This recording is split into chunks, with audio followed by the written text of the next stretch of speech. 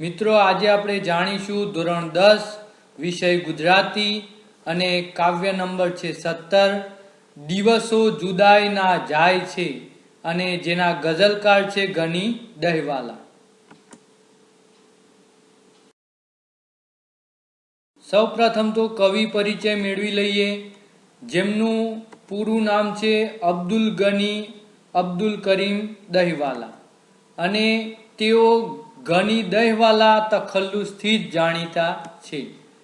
તેમનો જન્મ 17 ઓગસ્ટ 1908 સુરતમાં થયો હતો, જે એમનું વતન છે। અવસાન 5 માર્ચ 1987 થયું હતું।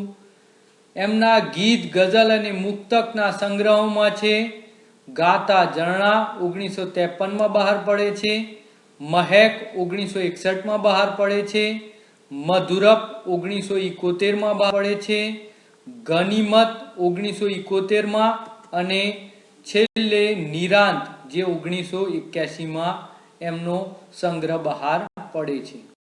મિત્રો, આપણે ગઝલનો રાગ મોહમ્મદ રફી સાહેબની અવાજમાં સાંભળ્યો, હવે એને સમજવાનો પ્રયત્ન કરીએ। દિવસો જુદાઈના જાય છે, એ જશે જરૂર મિલન સુધી, મારો હાથ જાલીને લઈ જશે હવે શત્રુઓ જ સ્વજન સુધી।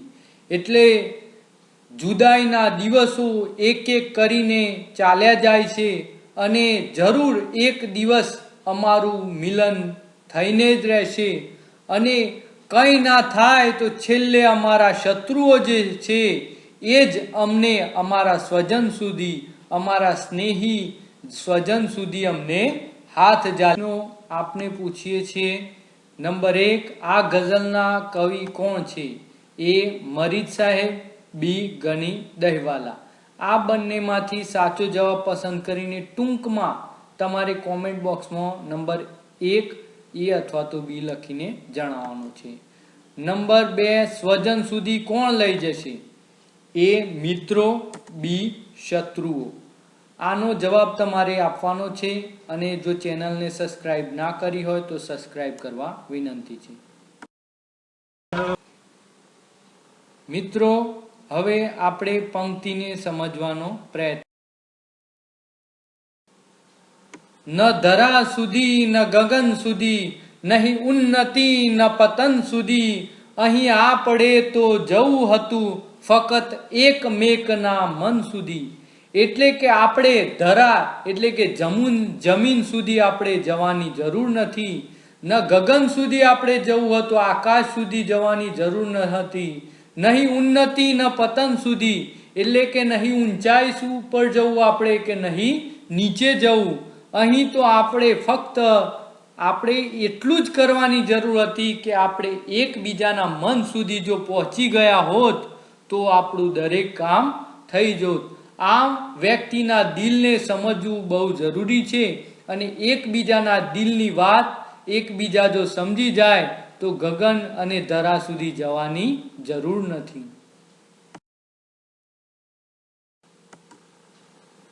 હવે મિત્રો, MCQ પ્રશ્નો આપણે આગળ વધારીએ। નંબર 3, કવિને ક્યાં સુધી જવું હતું? એ ગગન સુધી, બી એકમેકના મન સુધી। આ બંનેમાંથી તમારે ટૂંકમાં સાચો જવાબ પસંદ કરીને નીચે કોમેન્ટ બોક્સમાં જણાવવાનો છે।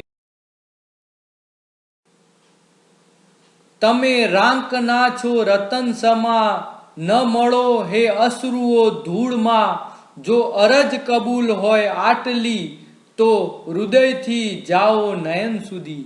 એટલે કે તમે મારા આંસુઓ, તમે બહુ કિંમતી છો, મારા માટે રત્ન સમાન છો। ન મળો હે અશ્રુઓ ધૂળમાં એટલે કે આંસુઓ તમે વ્યર્થ ધૂળમાં પડી ના જાઓ। જો મારી અરજ, મારી વિનંતી તમારે કબૂલ રાખ્યું હોય તો આટલું રાખો કે મારા હૃદયથી મારી આંખો સુધી તમે પહોંચી જાઓ, અને સામેવાળા જે મારા સ્નેહીજન છે એને દેખાડો કે મારા હૃદયમાં શું સ્થિતિ થઈ રહી છે। ગની સાહેબ આગળ કહે છે, તમે રાજ રાણીના ચીર સમા, અમે રંક નારની ચૂંદડી, તમે બે ઘડી રહો અંગ પર, અમે સાથ દઈએ કફન સુધી.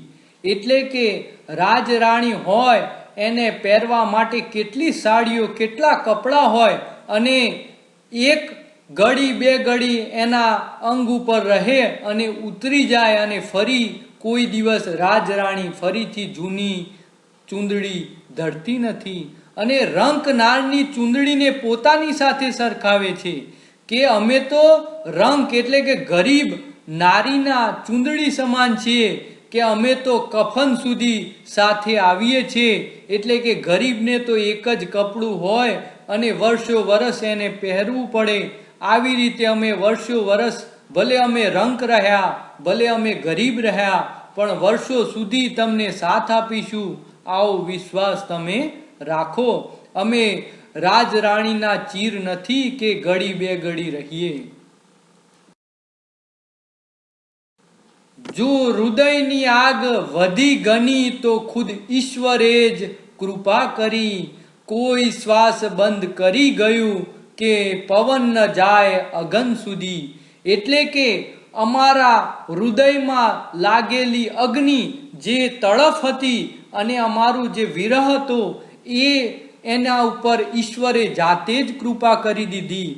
અમારા શ્વાસો એને વધારે પ્રજ્વલિત કરતા હતા, અમારા શ્વાસો એને વધારે વેગ આપતા હતા, અને એમ લાગી ગયું હતું કે જાણે કે આ અગન જ્વાળા આકાશો સુધી પહોંચી જશે. પરંતુ કોઈએ એટલે કે ઈશ્વરે જ કૃપા કરી અને અમારા શ્વાસ કોઈ બંધ કરી ગયું, એટલે કે અમે મૃત્યુ પામી ગયા. જેથી જે પવન હતો